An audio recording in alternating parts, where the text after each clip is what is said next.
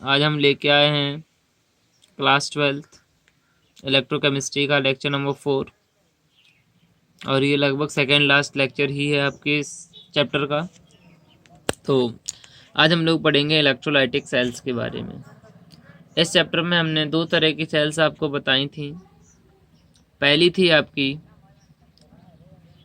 Voltaic galvanic या Daniel cell, जो example रहा जिसका, उसको हम लोग इलेक्ट्रोकेमिकल सेल बोलते थे। इलेक्ट्रोकेमिकल सेल में क्या होता था, we can produce electricity with the help of chemical reactions. Electrochemical cell में हम लोग इलेक्ट्रिसिटी को फ्लो करवा के केमिकल्स के द्वारा इलेक्ट्रिसिटी को प्रोड्यूस करते थे। लेकिन अब हम पढ़ेंगे इलेक्ट्रोलाइटिक सेल्स और इलेक्ट्रोलिसिस। तो इलेक्ट्रोलाइटिक सेल्स पढ़ने के लिए सबसे पहले हम क्या करते हैं, एक डायग्राम बना लेते हैं। थोड़ा सा आपके सामने बना हुआ एक बीकर लिया, इसमें एक सॉल्ट सॉल्यूशन भर दिया, जो भरा हमने कॉपर सल्फेट का। ठीक है, क्लास 10th में आप लोगों ने इसको पढ़ा भी होगा, इलेक्ट्रोलाइटिक रिफाइनिंग ऑफ कॉपर है ये। तो यहाँ क्या करते हैं, एनोड जो है इस बार पॉजिटिव चार्ज लेते हैं। किस तरह का लेंगे, पॉजिटिव चार्ज। डैनियल सेल में या इलेक्ट्रोकेमिकल सेल में हम लोग क्या करते थे, एनोड को नेगेटिव चार्ज और कैथोड को पॉजिटिव चार्ज लेते, लेकिन यहाँ पे उसका अपोजिट रहेगा। ठीक, अब ये जो आपके इलेक्ट्रोड हैं पॉजिटिव और नेगेटिव, तो नेगेटिव वाला प्योर कॉपर का इलेक्ट्रोड है और ये पॉजिटिव वाला जो है वो इम्प्योर कॉपर का इलेक्ट्रोड है। अब इसमें होगा क्या कि जैसे ही इलेक्ट्रिसिटी फ्लो करवाएंगे तो यहाँ से ये इलेक्ट्रॉन आएंगे। ठीक है, और इधर जो कॉपर सल्फेट में कॉपर एक्वस फॉर्म में होगा और एक्वस फॉर्म में जो कॉपर है वो दो इलेक्ट्रॉन एक्सेप्ट करके Cu सॉलिड बना लेगा। अब इधर से इलेक्ट्रॉन निकलते जा रहे हैं, यहाँ पे क्या बच रहा है, सिर्फ आपका बच रहा है कॉपर, है ना। कॉपर बच रहा है तो वो इधर आ जाता है आपके सॉल्यूशन में। इस तरह से क्या होगा कि इधर से यानी एनोड की तरफ से कॉपर सॉल्यूशन में और सॉल्यूशन से इलेक्ट्रॉन लेकर के कैथोड पे डिपॉजिट होना शुरू कर देता है। आइए देख लेते हैं अब इनकी रिएक्शंस को। कैथोड पे क्या रिएक्शन होगी, कैथोड पे क्या है, जो एक्वा सॉल्यूशन वाला कॉपर है वो दो इलेक्ट्रॉन लेकर के कॉपर सॉलिड बना देता है। एनोड पे क्या होगा, जो सॉलिड कॉपर था इधर से वो क्या करता है, अपने दो इलेक्ट्रॉन को लूज कर देता है और कॉपर 2 पॉजिटिव एक्वस बनाएगा और दो इलेक्ट्रॉन लूज कर दिए उसने। अब इन्हीं सारी चीजों को पढ़ने के लिए माइकल फैराडे ने 2 रूल्स दिए थे, उनको बोलते हैं Faraday's law of electrolysis. Faraday के इलेक्ट्रोलिसिस जो लॉ थे उनके बारे में थोड़ा सा देख लेते हैं। तो first law, the amount of chemical reaction happening at each cathode is directly proportional to the amount of electricity passed। बड़ा ही सिंपल सा रूल है। उन्होंने बताया कि अगर किसी भी कैथोड पे रेट या अमाउंट ऑफ रिएक्शन जो हो रही है वो किस चीज पे डिपेंड करेगी, इलेक्ट्रिसिटी पे। यानी इलेक्ट्रिसिटी अगर बढ़ाएंगे तो अमाउंट ऑफ सब्सटेंस या अमाउंट ऑफ रिएक्शन ज़्यादा होगी, है ना। और इलेक्ट्रिसिटी कम कर देंगे तो रिएक्शन प्रोडक्ट हमें कम मिलेगा। तो यहाँ पे हम लोग वेट से मान लेते हैं इसको। तो एटम जो भी सब्सटेंस उसका वेट हो गया चार्ज के प्रोपोर्शन में, यानी W is directly proportional to Q। आपको पता है Q इक्वल क्या होता है, I into T, where I equal क्या है, करंट, और इसकी यूनिट होती है एम्पियर, और T क्या है, टाइम, और बेटा इसको लेना होता है हमें सेकेंड में। ठीक, दूसरा लॉ देखिए इनका, second law, different amount of substance liberated by using quantity of electricity is in proportion with their chemical equivalent weight। Different amount of substance liberated यानी अलग अलग अमाउंट के सब्सटेंस लिबरेट होंगे, कब, जब हम सेम क्वांटिटी की, देखो सेम क्वांटिटी की इलेक्ट्रिसिटी को यूज करेंगे और वो जो है वो किसके केमिकल इक्विवेलेंट वेट के प्रपोर्शन में होगा।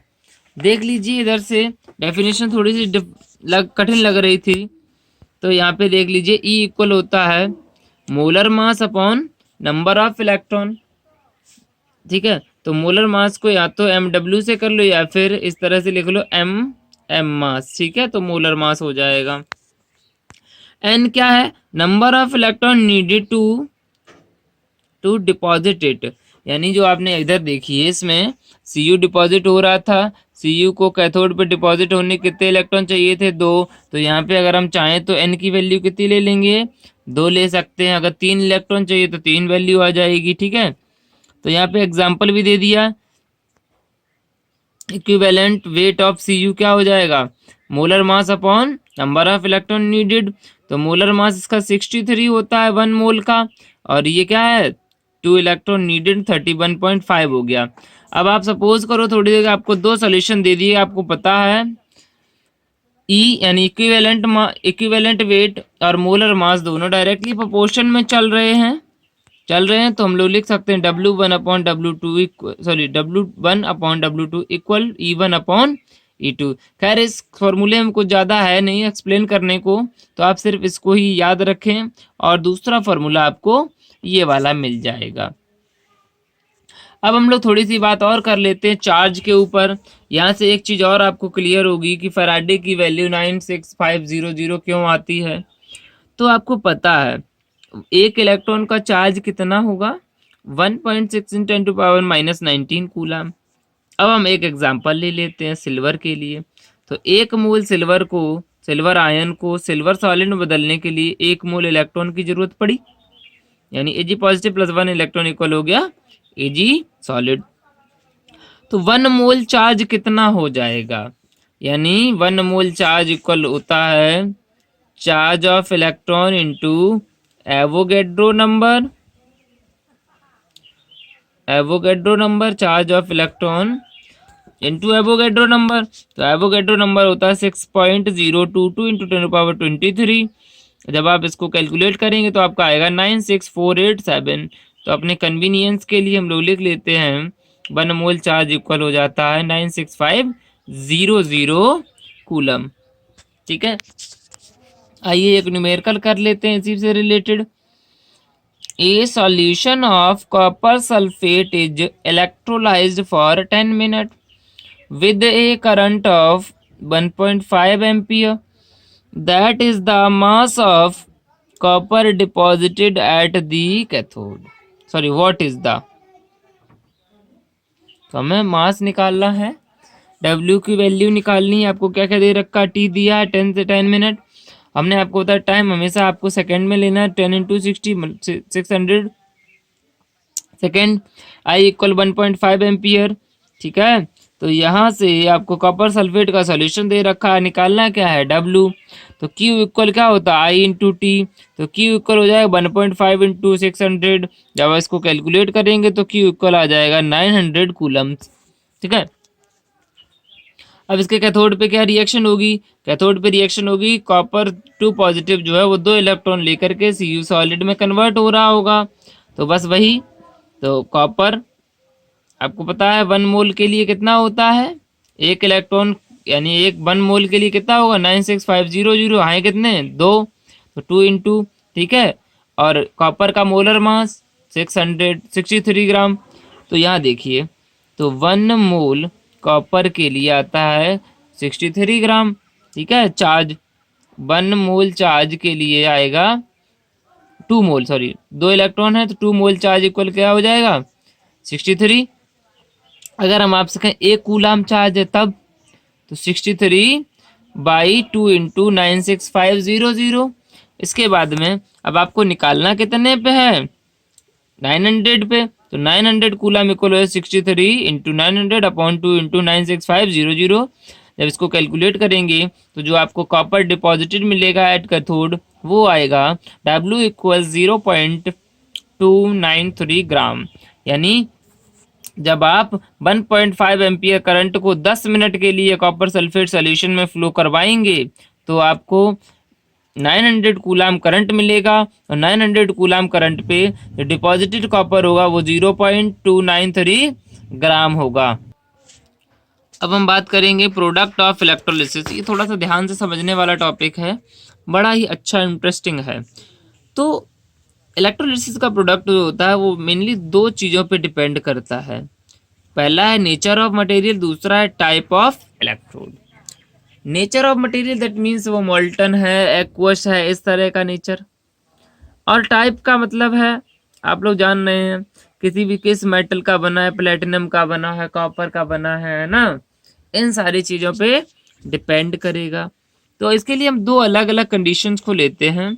एक बार लेंगे हम मोल्टन NaCl को, दूसरी बार एक्वस NaCl को। तो जब हमने मोल्टन NaCl यानी पिघला हुआ NaCl है, इसमें किसी भी तरह का वाटर प्रेजेंट नहीं है, तो कैथोड पे जो रिएक्शन होगी वो होगी Na positive plus 1 electron, reduction हो जाएगा तो बनेगा आपका Na सॉलिड। इसी तरह से एनोड पे जो रिएक्शन होगी वहाँ होगा ऑक्सीडेशन, यहाँ पे हाफ Cl2 गैस बनेगा 1 इलेक्ट्रॉन रिलीज करके।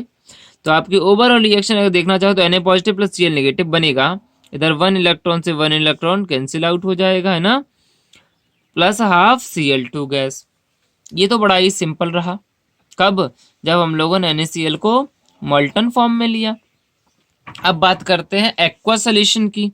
देखिए एक्वा सोल्यूशन यानी NaCl के साथ में पानी भी होगा। तो हम लोग कैथोड की रिएक्शन को देख लेते हैं थोड़ी देर के लिए। कैथोड की रिएक्शन, कैथोड पे क्या होगा, Na पॉजिटिव एक इलेक्ट्रॉन लेकर के Na सॉलिड का फॉर्मेशन करेगा जिसकी ई नॉट वैल्यू, सॉरी, और यहाँ पे दूसरा आपका वाटर जो है वो भी एक इलेक्ट्रॉन अचीव करके हाइड्रोजन में बदलना चाहेगा। तो यहाँ देखिए वाटर ने क्या किया, H पॉजिटिव था वाटर के पास, उसने एक इलेक्ट्रॉन अचीव किया तो हाफ H2 गैस में कन्वर्ट हो गया। ठीक है, दूसरा अब आप ये देखिए यहाँ से, अब आपको पता करना है कि इनमें से कौन सी रिएक्शन होगी, हकीकत में कौन सी रिएक्शन होनी है यहाँ पे। तो उसके लिए आपको बताया है इलेक्ट्रोड रिडक्शन पोटेंशियल।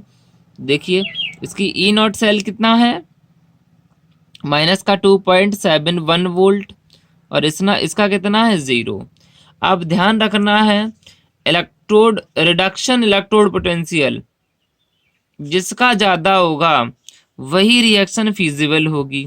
तो यहाँ ये कम है और हाइड्रोजन का ज़्यादा है, तो यानी हमारी जो रिएक्शन है वो ये वाली होनी है कैथोड पे, Na वाली रिएक्शन नहीं होगी।